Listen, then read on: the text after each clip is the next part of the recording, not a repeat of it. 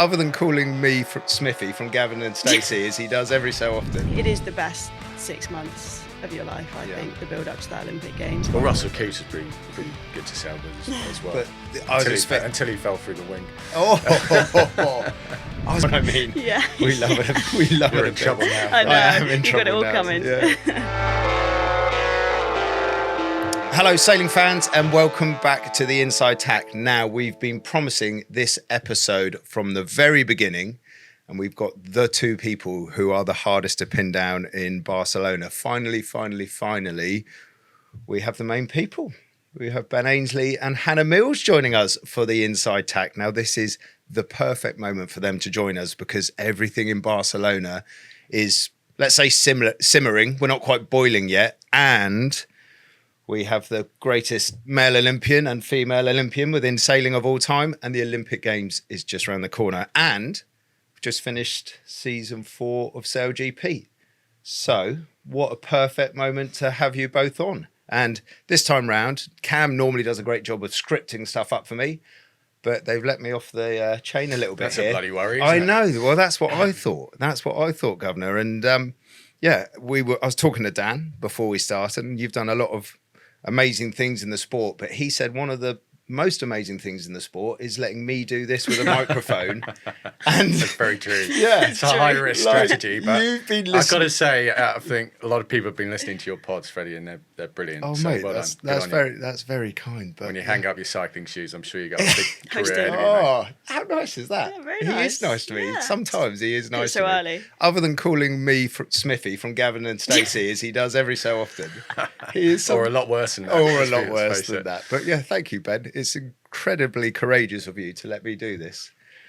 Right, as I said, we are reaching, let's call it simmering point in Barcelona. Ben, we are 6 weeks out from getting stuck into it. Hannah, you're a couple of weeks longer. Yep. We're going to dive straight in, Hannah, with you. You've just got back from San Fran, but campaign update from up the road with the APP guys in Badalona.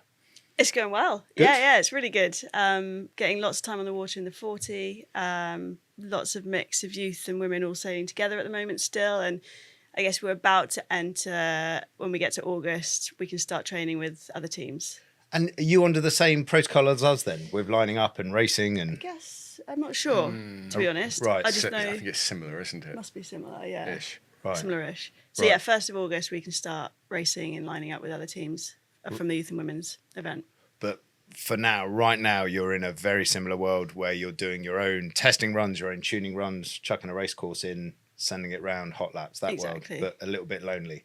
A little bit lonely, yeah. We can see other boats, but Yeah. we can't go too near It's a them. bit odd, that, isn't it? Yeah, it's a bit of a shame for the youth and women's event, actually. Yeah. But yeah, it's not far off. And Ben, we're kind of in that world as well, right? We are In the thick of it, yeah. in the thick of it, bud. How are you? How are you Yeah, going? good. Like it is all on right now, isn't it? Yeah, well, it is for all of the teams, of course, and we're desperately trying to get these 75s, these new designs up and running, and I'm sure all of the teams have got their own little issues here and there, trying to fine-tune things, tweak things, solve whatever issues there might be. And that race to, like you say, 6 weeks' time, hitting the start line, and from that point on, we're racing for keeps, so we haven't got a lot of time to really try and get our A game in play. And it's you're an America's Cup sailing veteran now, and you kind of know this moment is coming.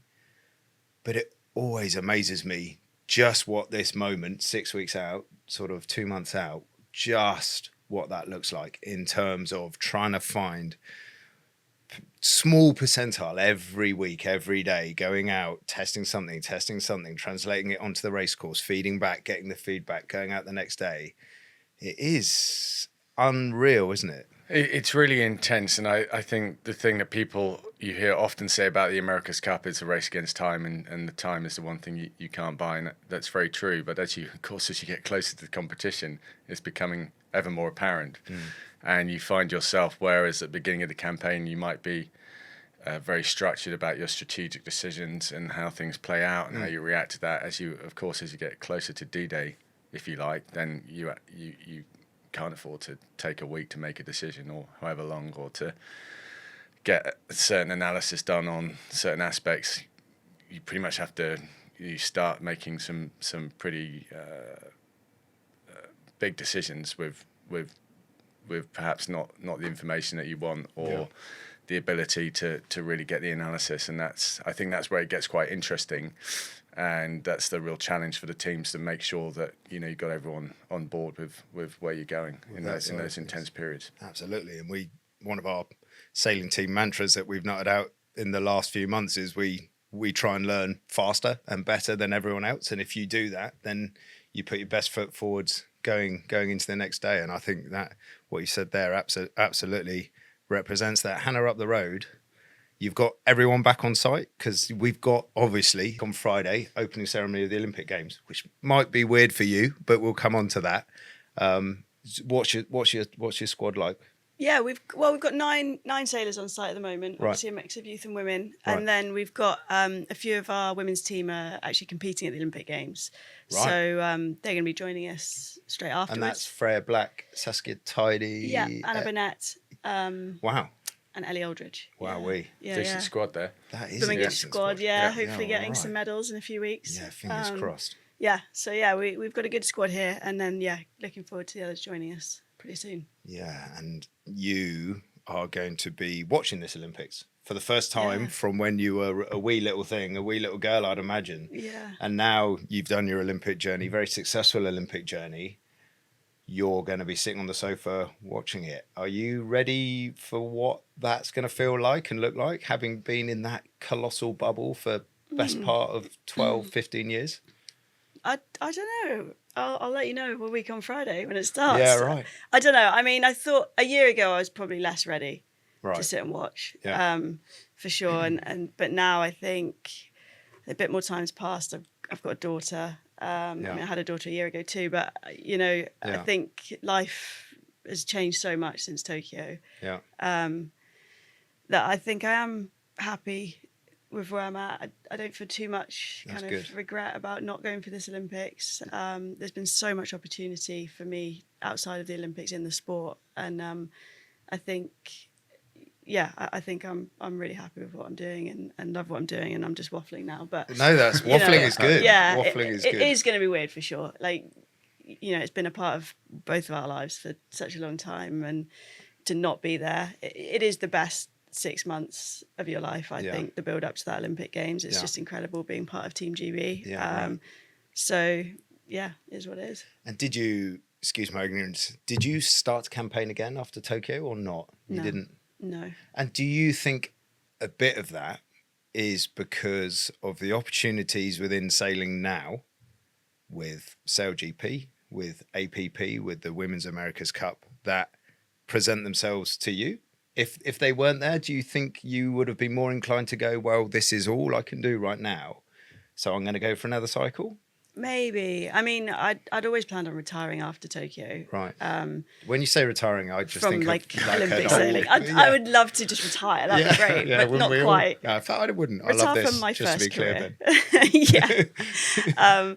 Yeah, that was always the plan, and to go into probably something sustainability and sport related Yeah, was I love kind of that. where I was gearing up towards. And then, as you say, like SailGP and the Women's Pathway came along, and then the America's Cup women's event got announced, and so suddenly there was these huge opportunities that hadn't been there for women in our It's unreal, sport. right? And I was like, wow, I could really help try and carve out a route forward for the next generation of women in our sport by kind of being involved in this first iteration of First all these wave. opportunities. Yeah.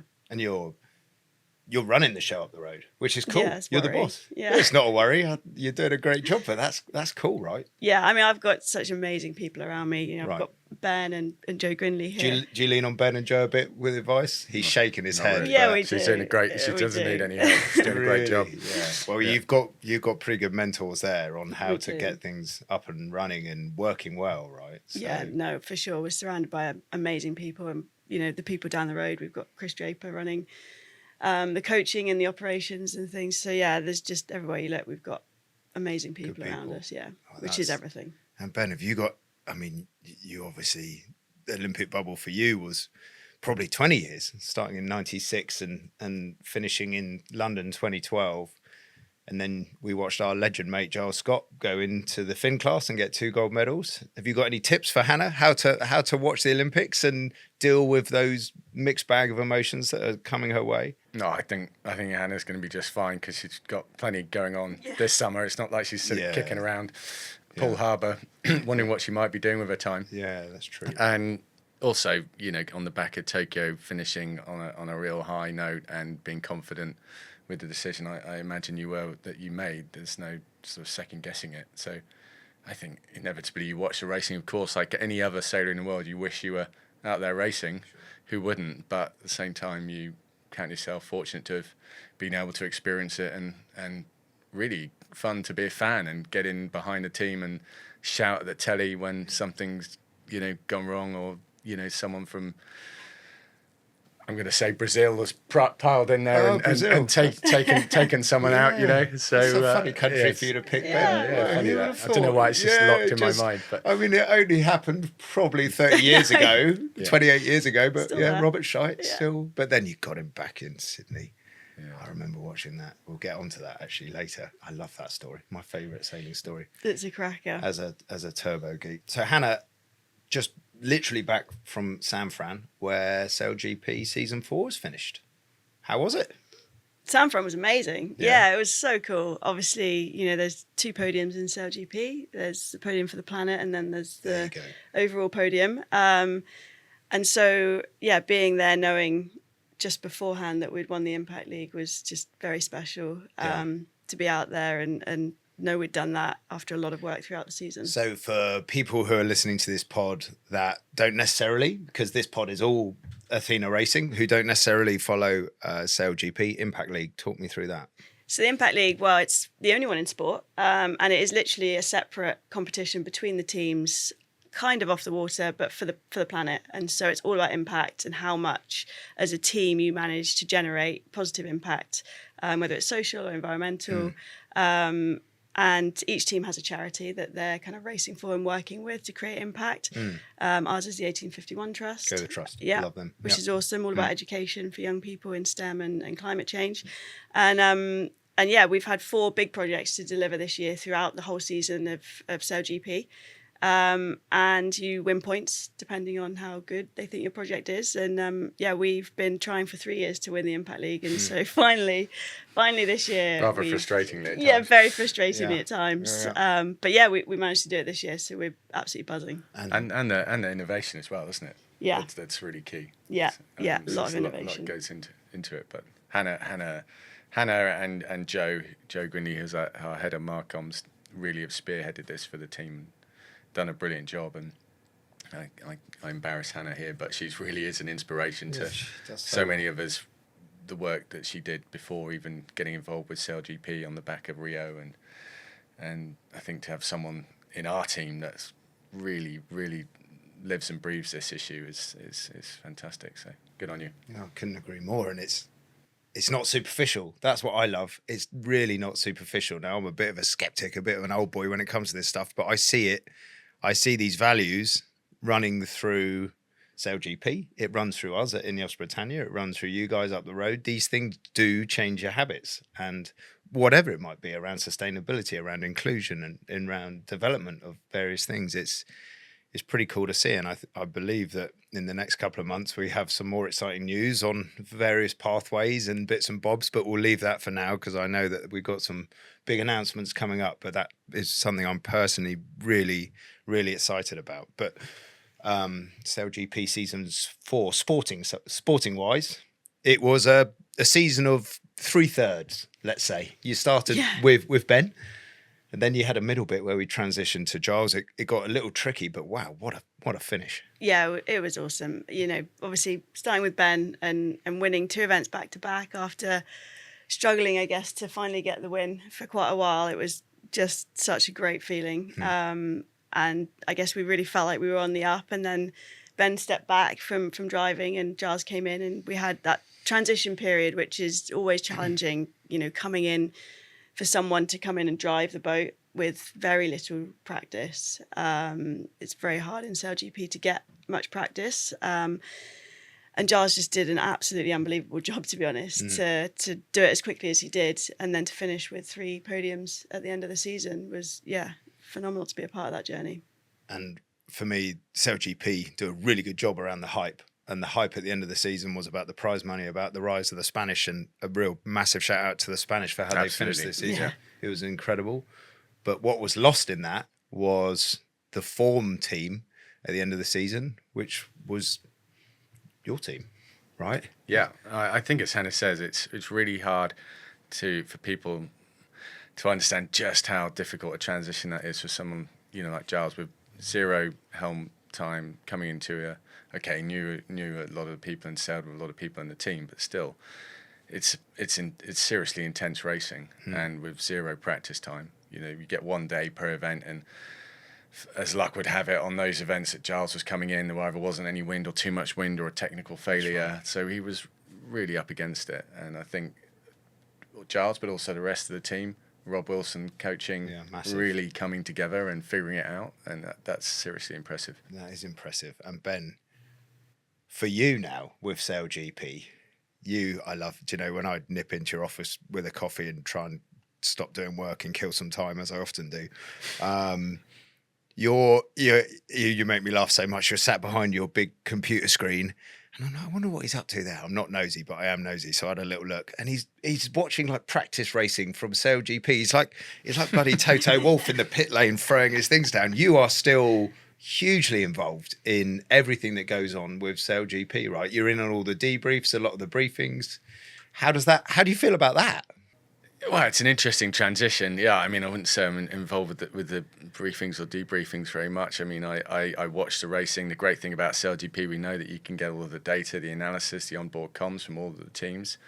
So whilst I've not been there for the last 4 or 5 events, very much in touch with Robbie in particular, and anything I might see, just to feedback. Not that these guys aren't all over it anyway, but just trying to stay involved and try and help wherever possible. And there's some interesting developments, aren't there, with the not what we call it, coaches corner. And now the coaches can talk to the sailors in race and potentially have 2 coaches in there. We've seen that with the Kiwis doing a good job on that in particular.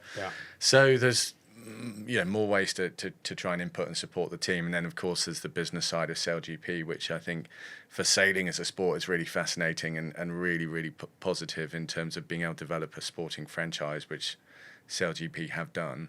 I think there's some interesting potential there for the future. And that for you, the business side of things for you, I mean, whenever you're sort of doing your runs or your treadmills in the corner, getting down to weight, you're listening to business podcasts like that is, and you're rubbing shoulders with sportsmen's franchise owners. That must be pretty cool, right? I wouldn't say I'm listening to business podcasts. Are you not? Are you listening to the Inside Tack? Yeah, that's right. I am. I'm listening to you. To what? Yeah, what, and performance what people. And performance people, obviously. Of course. Come on. No, but I genuinely, I'm interested in business, of course. Well, I guess the business of sport, and yes, the opportunity to get to meet and spend some time with people like Toto Wolff, who I think is an incredible example of someone who's been fantastically successful from a sporting perspective, but also the business side of sport. So yes, trying to learn from people like that. And like I said, I think sailing's in this really interesting transition period where it's a sport that hasn't really, let's face it, been commercial.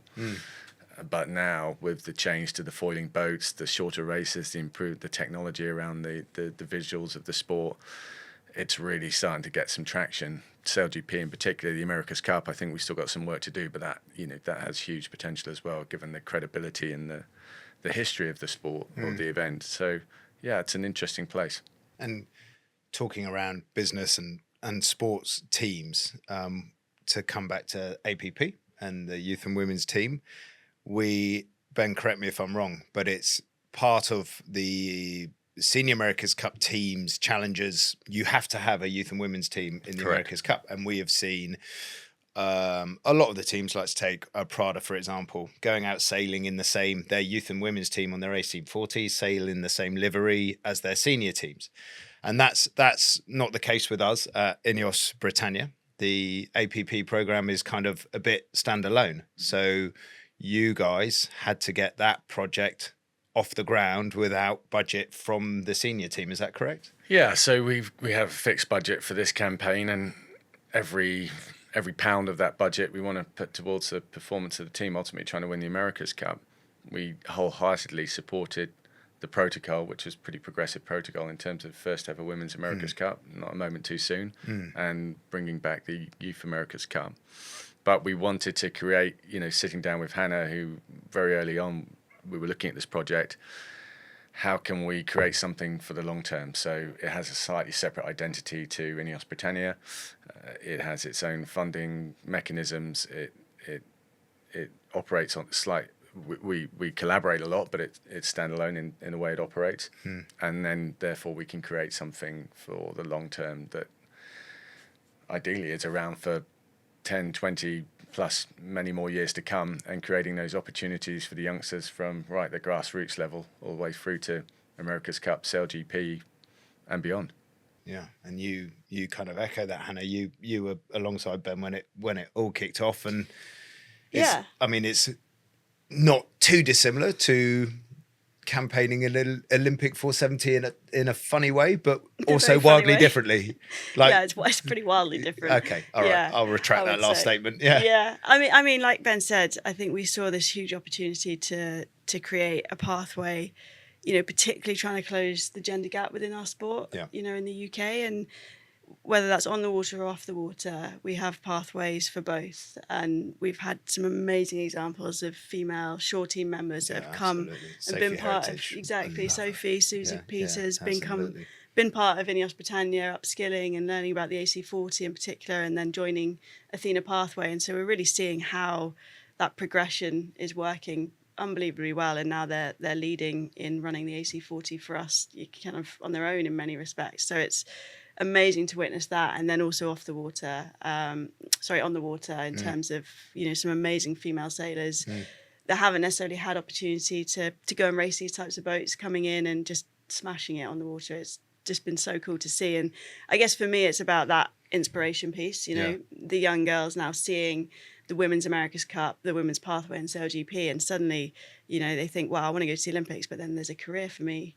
beyond the Olympics, and so I'm going to stay in the sport of sailing rather than necessarily, there's not a career for me, so I'm going to go and do something else, and I think that's so important. The Athena Pathway is all about that grassroots, like you said, grassroots all the way up. Yeah, and I think it's so moving in the right direction, and it's bloody brilliant to see. And the one for me that I can't wait to see is kind of the Grand Prix circuit that is dominated by slightly older cup sailors like myself and a bit older.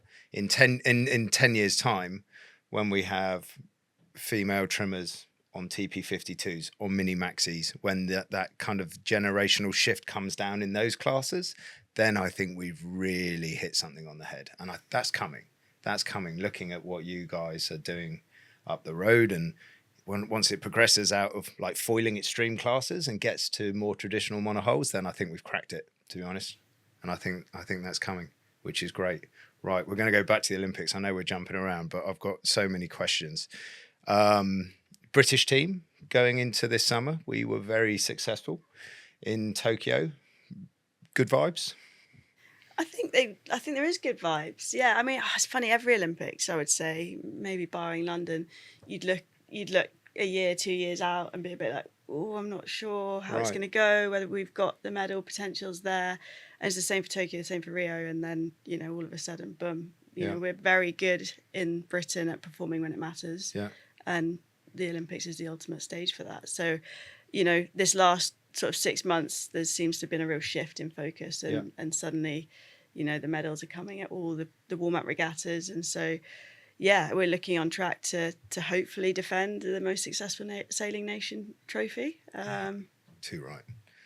I only know the coaches, they all tell me that that things are looking good. So we've got a good squad. I tell you, like Anna says, got to keep it rolling. Absolutely, Gov. You and I went through the list of the coaches who are going to go to this Olympics. That's quite a sporty, vivacious list of coaches. It's a good lineup of coaches. There's some talent in the coaching lineup, let alone the sailing lineup. Yeah, absolutely. Bodes well, I think. Yeah, they got some good characters to lead them through.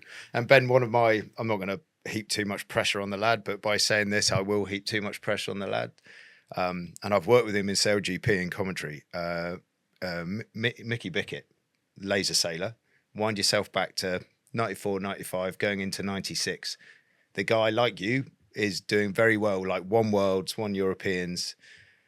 Bits of advice for him going into the Olympics. Does it sort of change that much, or how should he attack this Olympics, having been so successful in the laser leading up to it? Well, I mean, first Olympics I went to, I was maybe a little bit younger, and I hadn't won a world championship. How old were you, Ben, in 96? I was 19. Wow. Okay. Yeah, so I was pretty fresh. Yeah. And straight out of the youth world, pretty much. Yeah, wasn't it? youth worlds, and yeah, I did a Europeans and a Worlds just before the Olympics, and yeah, it was going well. Yeah, but I hadn't won a world championships. I got third in the world championships. Right. So I mean, yeah, I think the results from Mickey, I've just been sort of watching from afar, really, really impressive. Yeah. And clearly he's got the more than enough capability to do it. And I think probably the thing is to and Hannah will say the same thing, any person first time at Olympics is just not to get overawed by the event and all the carry on with the opening ceremonies and the media. How do you and all block that out? Well, you just I got to mean, find you a know way me. to you just got to. It's just you've got to try and treat it like any other event. Right. And the good thing about sailing in a way is, well, this time Marseille, a long way from Paris. Yeah. Okay. So whether or not any of the sailors, I doubt they'll even go to the opening ceremony. Right. And they can be somewhat in a little bit of a bubble and treat it like obviously it's a huge event, but it's like being at a world championships or a world sailing championship, something like that, and just get focused on the event like they normally do, and don't get distracted by all the rubbish on the outside. Yeah, that's sound advice. And Hannah, I'm going to ask you to the one I'm watching on the female side of things is Ellie Aldridge. Like, she's an incredible athlete. She's a fantastic foiler sailor. She's with you up the road, going into her first games, having had a really nice run of regattas leading up to it, and won a really tough selection program against some really talented other British females. What would your advice to Ellie be going into this? Yeah, I think it's interesting. I completely understand Ben's perspective. I guess my first Olympics was London, and so you can't get a bigger circus probably than a home Olympics. And I was, a bit older than Ben. I was 24 when I went to my first Olympics, and I guess our approach was a bit more just embrace the fact that it is this circus and kind of absorb all the excitement and pressure and use that to put it into your performance. And we definitely did that for London. We went to the opening ceremony. We were lucky we started last, so we had 5 days between our the opening ceremony and the start of our regatta. And so we went up to London, absorbed it all. And I guess in a way, my approach was kind of, I might never get to do this again. So, if nothing else, I'm going to enjoy it and absorb everything Olympic I possibly can and then go and enjoy the racing. And I think it's similar for Ellie. I think she starts near the end. And I think starting in the second half of the week's quite interesting because you get to watch everyone else start. Is that good or bad? I always loved it. Did you? Yeah, I would did. hate that. I did. What, do you know, Ben? Do you remember your time? I was lucky. I was always early on, and I Get it out of the way. always Like thought that. I wouldn't want to be. Yeah, it's a hanging around funny waiting. one. I guess you have no choice, right? So you have to kind of embrace Got to get on with it, but what it is.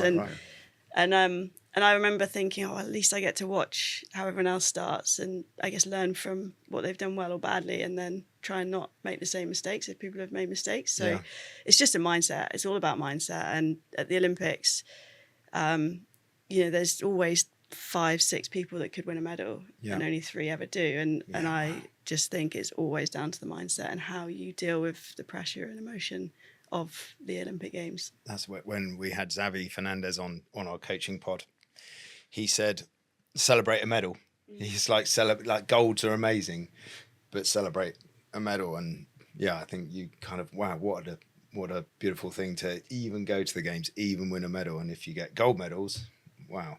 So it leads me on to my next question, sort of favourite Olympic moment, winning a medal and standing on the podium and hearing the national anthem and seeing the Union Jack is the obvious one. But favourite Olympic moment that you can think of besides your success? Put you on the spot there, haven't I? I've probably got 2. Go on then. So I'll be greedy. I have 2. Yeah, that's fine. the opening ceremony at London Right. was just the most insanely cool experience Yeah. I think I've ever had. With the Spice Girls and Mr. Bean playing the piano. Yeah, exactly. And the Queen parachuting in. well, yeah, but so we weren't in there for all of that. So Oh. you queue up. I mean, this was the worst part. We queued up for like 6 hours, which is probably why Ben said don't go. But there we were walking. I think it was about a mile we had to walk, and all in a big long line of the nations. And as the British nation being the home nation, you go at the end. So it was like just after midnight. I think we finally got into the stadium, but like the sound of 100,000 people going completely mental as Team GB walked in, and wow. Well, it I was get goosebumps. yeah, Actually. it was unreal. It was absolutely insane. So that's one, and then the other one was Tokyo. When Mark England, who was a chef de mission, came to where we were staying with the British sailing team and told me I was going to carry the flag. Yeah, wow. In the opening ceremony, that was, just unbelievable. What a privilege. Yeah, I was just sort of like this, speechless. Like what? Are you serious? Me? Yeah. Yeah, it was amazing. That was, I must say, I was watching you carry that flag in as a sailing fan. I was pretty choked up, to be Yeah. honest. That was wicked. And Ben, same question to you. Yeah, I'm. Well, there's so many, aren't there? There is for you, Yeah. mate. You went to a hell of a lot of Olympics. Yeah, I mean, I got to carry the flag in the closing ceremony, so not At quite. London, wasn't it? London, yeah, That's and right. that was an amazing experience. It really Boy, oh was. boy. But actually, I think probably the moment that stands out, which might surprise a few people, was the announcement that London was getting the games, and Right. I got involved in a small way with the team trying to win that bid, and ended up going to Trafalgar Square when they had the announcement. And of course, everyone thought Paris was going to win. And so we all sort of stood on this stage, and Trafalgar Square was pretty much packed out with people. And this announcement came through that London had won, and it was, honestly, I've never experienced anything like it. The atmosphere was just electric. Yeah. And for me, I wasn't actually sure I was even going to have a crack at 2012. And that moment was like, Really? Yeah. gotta, even if you're not racing, you got to be involved with this somehow, because it's going to be just the greatest event ever. Yeah. So that was a big one. I remember that day clearly, and I think going into 2012 was peak Great Britain. I just loved the energy and what sport brought out of our country, and what we showed the world was phenomenal. And on the back of that amazing day, that got me a little bit hairs on the back of my neck stood up there. Right, guys, so moving on slightly into quick fiery question stuff, but in fact there's only one, so it will be very quick. A lot of people who would say who's the most memorable person you've ever sailed with would probably maybe say Ben Ainslie or Hannah Mills. My question to you is, who is the most memorable person you've ever sailed with? Who's the person that you've got? You can't say him. I mean, you can't say I was going to ask that. Yeah, no, you can't do that. Who is the person that you've gone sailing with and gone, holy moly, I'm learning a lot of this person, and they are and Gov, you can't say me. Okay, No, just to be but clear. I Lucky you clarified that. Just to Yeah. clarify, Gov, I know I'm like that, but who's the person that you've gone out on a boat with, come back at the end of the day and gone, Jesus, I've learned a lot there, and I'm going to change my style maybe because of that day? Mine is actually quite easy for me. It was going sailing with Sass for the first time. Saskia Clark. Saskia Clark, Yeah. who I went to London and Rio with. And I remember it vividly, going out in Palma on a big windy, wavy day, where you're launching your boats and there's waves crashing over the shore, and it's just hairy enough getting out, let alone actually sailing. And this is literally first day in a 470? with Sass, not in a 470, Not in a just with 470, Sass. okay. Yeah, so I've been in a 470 for a few years before that, and we went out, and I'd never sailed with anyone as good as Sass, and it was just kind of eye-opening how good she was around the boat, but then also just the communication and how she spoke, and all of these things was just it opened my eyes, I guess, to what could be. And what it became. Exactly. Yeah.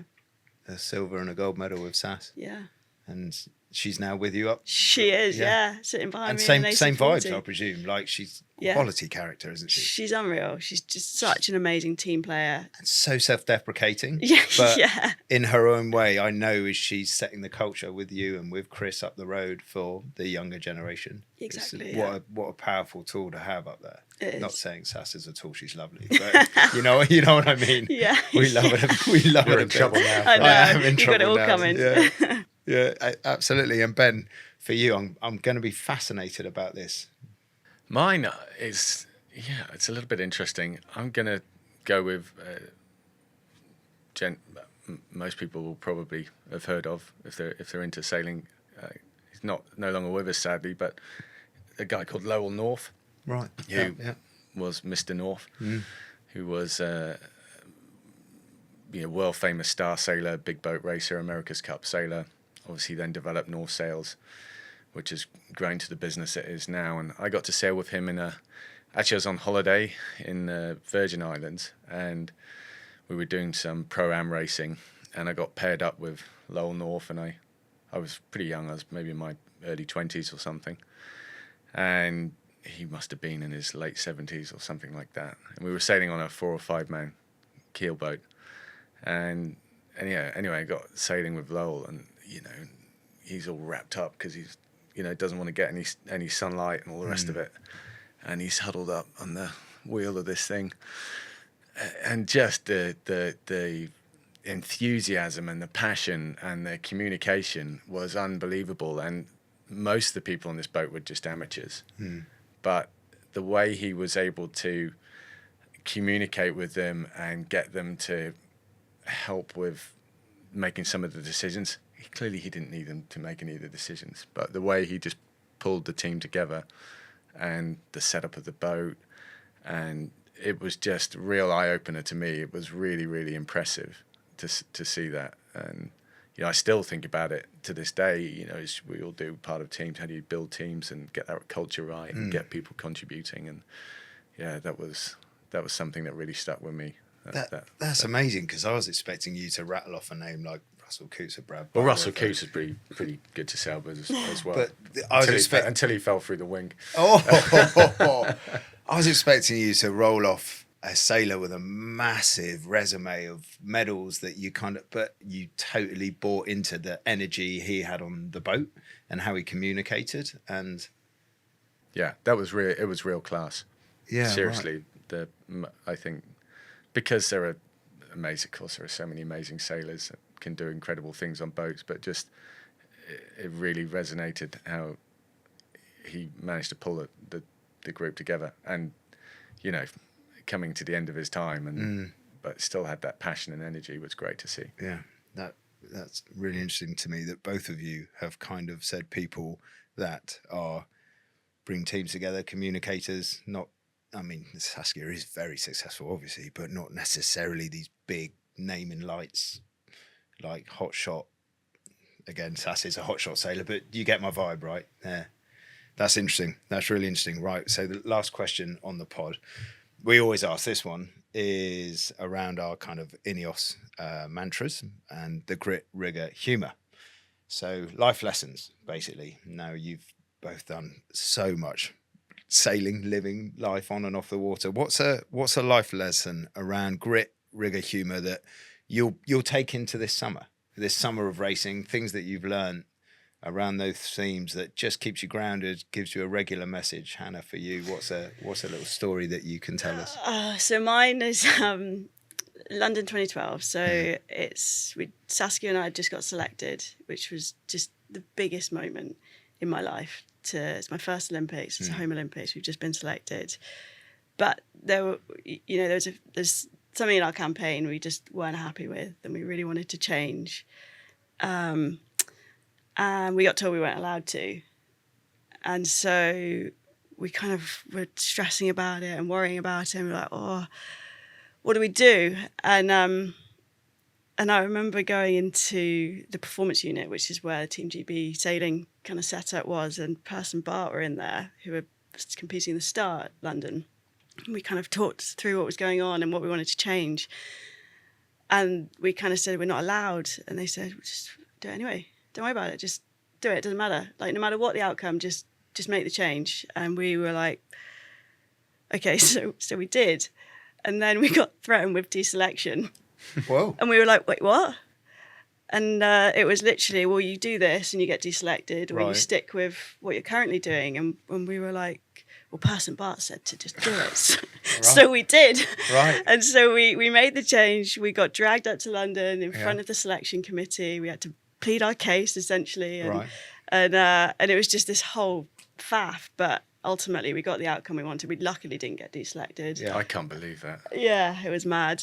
It was mad. And you're not gonna give us any more info on what the thing was? I can. Yeah, we'll leave it there. But it was just mental, so the whole thing. And and yeah, we stood our ground. We knew what we wanted, and we made it happen. And I think, you know, particularly at this point, I guess, in the America's Cup cycle, you kind of have to back yourself and back your decisions and back that you know what you need to perform. Yes, there's the lesson right there. Yeah. Absolutely.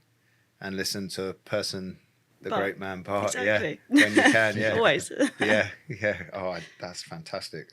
And Ben, for you, a story that you've carried through your illustrious sailing career that you check in on every so often. Yeah, I did.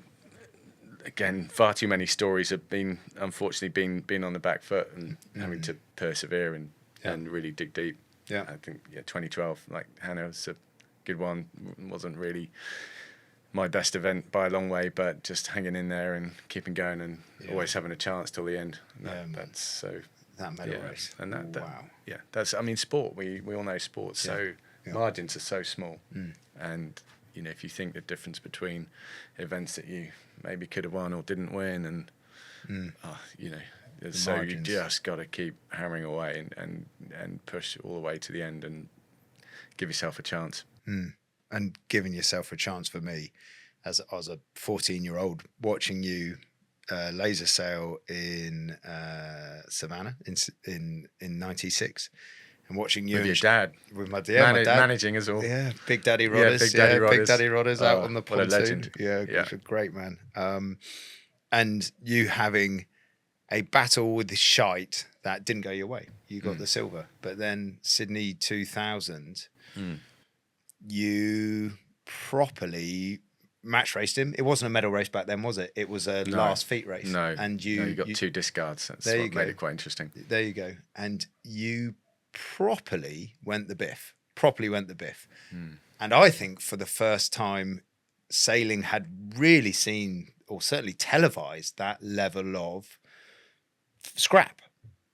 Talk us through that. It changed the sport. And I remember Roger Bannister going, oh, well, I'm not quite so sure about this. It's not sure how Olympian it is. But what we see now is that every day, sailing. Yeah, that's right. I mean, it was a proper ding dong between Robert and I. You know, it got quite close in Savannah, although he was well and truly the favourite going into that, and I was sort of this nipper coming through and sort of pushed him quite hard, but ultimately we both got OCS'd in the final race, and he had a fair old points jump. And then the 4 years between then and Sydney, it was pretty much every major event over here I would win it.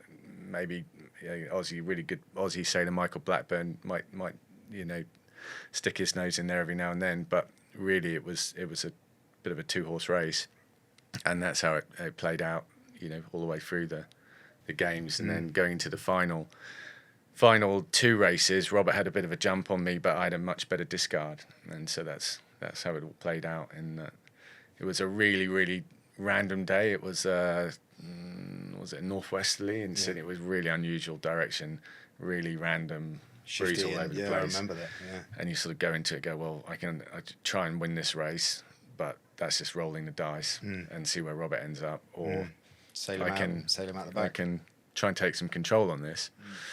And the funniest thing, whenever I think back to it, was John Derbyshire is my coach, a really great coach, and had sort of been with me all the way through the youth ranks with Jim Saltonstall, and then John had sort of taken myself and Peirce and Bart and Goody and a few others on from there. So he was coaching me, and he's a really, really lovely man, but super sort of, I don't think he'll be insulted if I say this, but conservative, low risk, very proper. Yeah, agreed, yeah.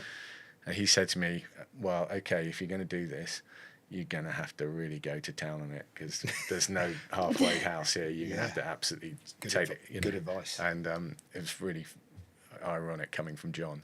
Yeah.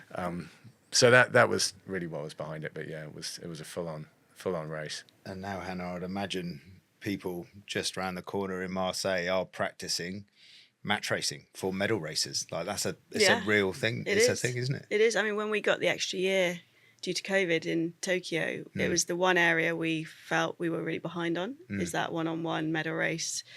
What do we do? How do you control someone within a fleet of 10 boats? And so when we got the extra year, we actually spent probably 6 months of that year just doing medal race training. And remind me, your medal race in Tokyo, it wasn't that match racey, was it? You just had to kind of control the fleet rather than a person, wasn't it? Yeah, we had a 14-point gap to silver. Yeah. And then I think maybe we couldn't get worse than bronze. I'm not sure. We definitely couldn't get out the medals. But yeah, it was we still had to control our boat to make sure that that they were far enough back that they couldn't overtake us. So it is that control within a fleet race of one boat is I mean, we didn't neither of us did a very good job, really, because we were talking about this with Ian Jensen the other day, right, in the locker room, and we said, "Oh, Goobs, what was your medal race like?" He said, "Oh, I don't remember, I was too dusty." So, what do you mean too dusty? He said, "Oh, well, yeah," a very modest guy said, "Well, we'd already won for the medal race." And this was Nathan. And he said, "Oh, so you had a day? You had a day before?" No, we had 2 days before. It was that good. So. Oh wow! I don't remember having 2 days. No, that's impressive. Wow. So that's Nathan Outridge and Ian Jensen winning the 49er in 2012. Yes, right? Correct. Yeah. Good old Gooby. Yeah. That man can operate with dust, to be fair. So fair enough. Guys, we're going to wrap it up there. Thank you so much for coming in. Got a lovely insight in what's coming up in the next 2 months. Massive opportunities and excitement for all three teams, the youth and women and the senior teams. Touched on SailGP, which is brilliant. Season 4 tick with a transition. Winning the Impact League. Huge thumbs up. I love that for everything Athena Racing. That's class. And Olympic stories. Right at the right time with the opening ceremony a few days away. So yeah, thank you very much. GB. Go Team GB, absolutely. And that's the end of the pod. We've been waiting for this one for months and months and months. Getting these two in the same room when they're not doing all their million other things has been very lucky. We've done it very early in the morning, which is great for me because I haven't had to go to the gym. So maybe don't shake your head. Don't shake your head. Right, we'll wrap it up there before I get in trouble. See you next time.